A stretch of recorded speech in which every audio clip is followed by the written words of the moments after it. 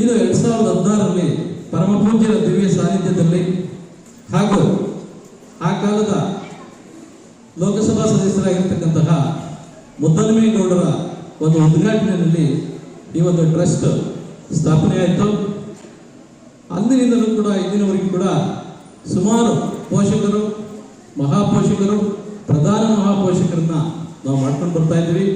155 ಪೋಷಕ, ಮಹಾಪೋಷಕ, ಪ್ರಧಾನ ಪೋಷಕರಿದ್ದಾರೆ. ಇದುವರೆಗೂ ಕೂಡ ನಮ್ಮ ಟ್ರಸ್ಟ್ನ ದುಡಿತಕ್ಕಂಥ ಬಂಡವಾಳ ಸುಮಾರು 60 ಲಕ್ಷಕ್ಕಿಂತ ಜಾಸ್ತಿ ಇದೆ. ನೀವು ಕೊಟ್ಟಿರ್ತಕ್ಕಂತಹ ಹಣವನ್ನು ಹಾಗೇ ಇರುತ್ತೆ, ಅದು ಇಡುಗಟ್ಟಾಗಿ ಬಂದಿರತಕ್ಕಂಥ ಲಾಭಾಂಶವನ್ನು ಮಾತ್ರ ನಾವು ಪ್ರತಿ ವರ್ಷ 4 ರಿಂದ 5 ಲಕ್ಷವನ್ನು ಖರ್ಚಾಕಿ ನಿಮ್ಮಂತಹ ಬಡ ಮಕ್ಕಳಿಗೆ ಕೊಡಲಿಕ್ಕೆ ನಮ್ಮ ಬೈಲಾದಲ್ಲಿ ತಿದ್ದುಪಡಿಗಳನ್ನ ಮಾಡ್ಕೊಂಡಿದ್ವಿ. ಬಡ ಮಕ್ಕಳನ್ನ ಬಿಟ್ಟರೆ ಯಾವುದೂ ಕೂಡ ವಿನಿಯೋಗ ಇಲ್ಲ. ನಮಗೆ ಕಣ್ಣಿಗೆ ಕಾಣ್ತಾ ಇರತಕ್ಕಂಥದ್ದು ಬಡ ಮಕ್ಕಳು. ಯಾಕೆಂದ್ರೆ ನಾವೆಲ್ಲರೂ ಕೂಡ ಸರ್ಕಾರಿ ನೌಕರರು, ಸರ್ಕಾರದ ಅನ್ನವನ್ನು ತಿಂತಾ ಇದ್ದೀವಿ. ನಮಗೆ ಯಾವುದೇ ರೀತಿಯ ಕುಂದುಕೊರತೆಗಳಿಲ್ಲ. ನಮ್ಮ ಜೊತೆಯಲ್ಲಿ ಸಮಾಜ ನಿರ್ಮಾಣ ಆಗಬೇಕು ಅಂತಂದ್ರೆ ನಮಗೆ ನಮ್ಮಂತೆಯೇ ನಮ್ಮ ನೆರೆಯವರೆಗೂ ಕೂಡ ಬೆಳೀಬೇಕು.